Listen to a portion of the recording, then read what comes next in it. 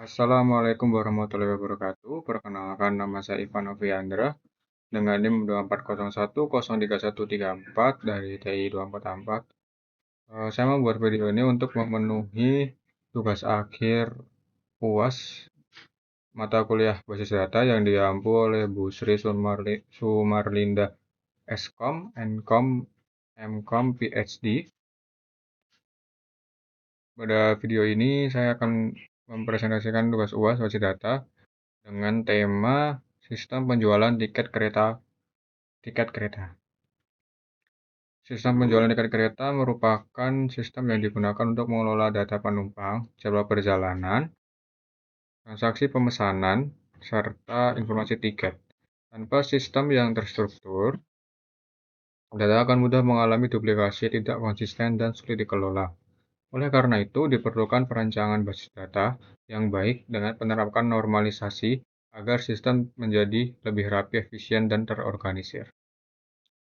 Berikutnya pertama, data tabel tak normal.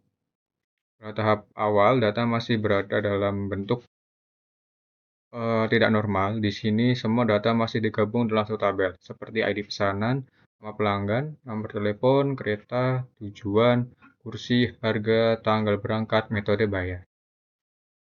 Masalah dari bentuk ini adalah terjadinya redundansi data. Data yang tidak terstruktur, sulit diperbarui, berpotensi terjadi inkonsistensi.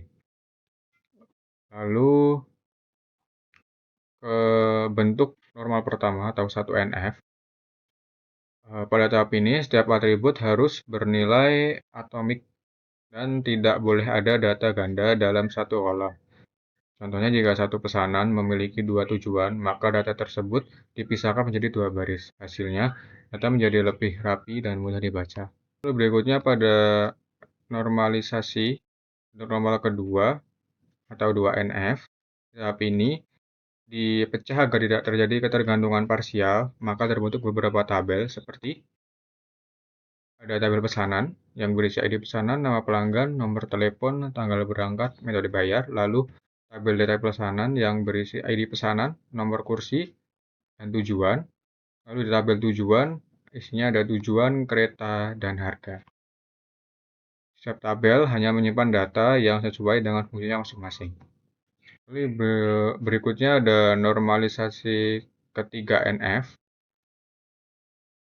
Tahap terakhir, di sini tidak boleh ada ketergantungan transitif, semua atribut hanya bergantung pada primary key.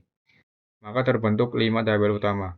Yang pertama ada tabel pelanggan, yang berisi ID pelanggan, nama pelanggan, dan nomor telepon. Lalu tabel pesanan, yang berisi ID pesanan, ID pelanggan, tanggal berangkat, dan metode bayar. Lalu ada tabel kereta, yang berisi ID dengan kereta.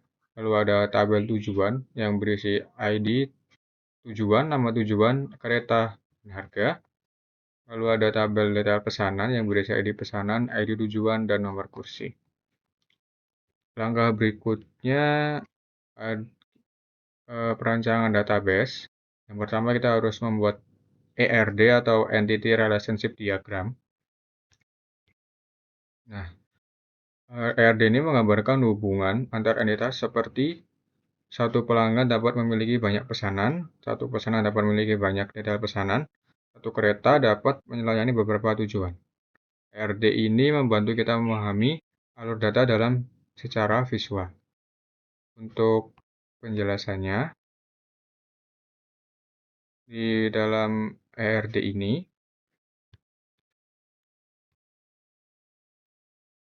terdapat 5 entitas utama, yaitu pertama ada pelanggan,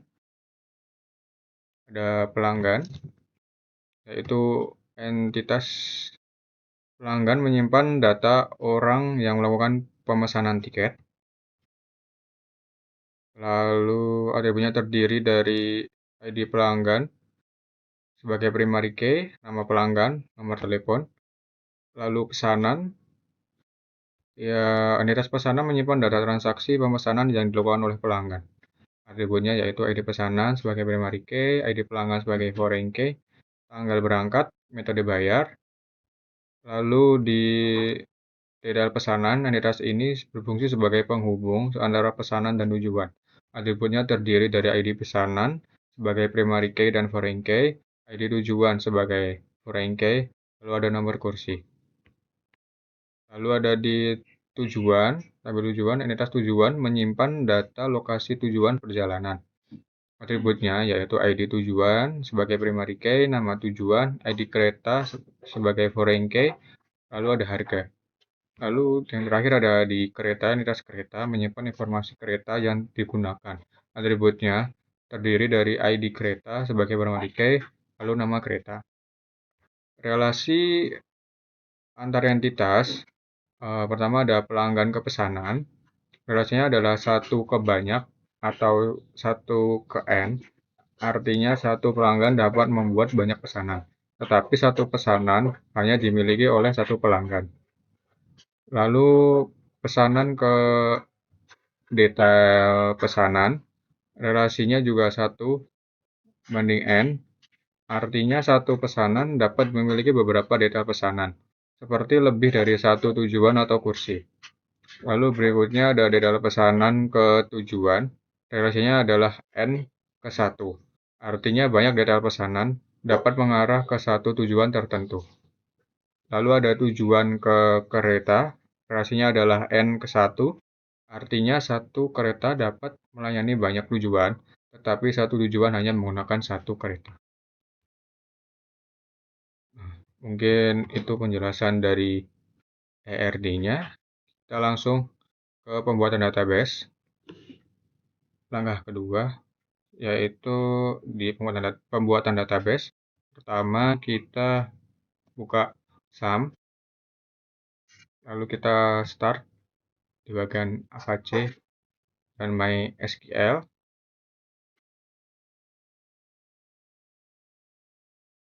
Jika sudah bisa seperti ini, lalu kita klik di admin, masuk ke phpMyAdmin.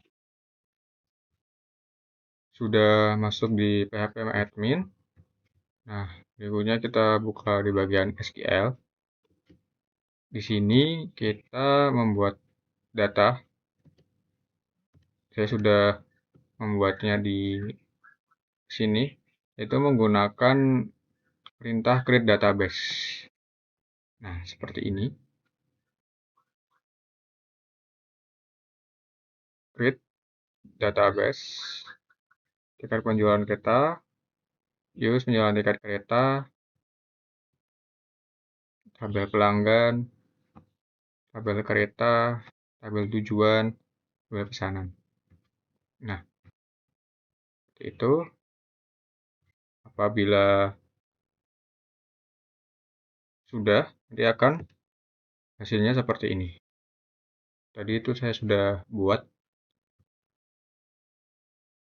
Nah, hasilnya seperti ini. Lalu berikutnya ada juga fungsi insert into untuk memasukkan data. Nah, seperti ini. Nah, bagian insert into digunakan untuk memasukkan data. Ada contoh ke dalam setiap tabel. Contohnya seperti ini. Data pelanggan ada Andi, Budi, ada kereta, ada Algo Bromo, lalu Tatsaka, ada tujuan, ada Surabaya, Malang, Yogyakarta, ada pesanan, ada pesanan. Ini datanya, langsung ada detail pesanan yang berisi detail pesanan. Nah, setelah seluruh kode SQL dijalankan, setiap database akan terisi dengan data yang saling berkaitan. Nah, saya buka satu persatu. Sini ada data pertama, detail pesanan yang berisi ID pesanan, ID tujuan, lalu nomor kursi. Lalu ada database kereta yang berisi ID kereta dan nama kereta. Berikutnya ada pelanggan yang berisi ID pelanggan, nama pelanggan, dan nomor telepon. Berikutnya ada pesanan yang berisi ID pesanan, ID pelanggan, tanggal berangkat, dan metode bayar. Lalu berikutnya ada tujuan, yang berisi ID tujuan, nama tujuan, ID kereta, dan harga. Nah, seperti itu. Mungkin sekian dari saya tentang cara membuat database sistem penjualan tiket kereta menggunakan MySQL. Apabila ada salah-salah kata dan kurangnya saya mohon maaf. Wassalamualaikum warahmatullahi wabarakatuh. Terima kasih.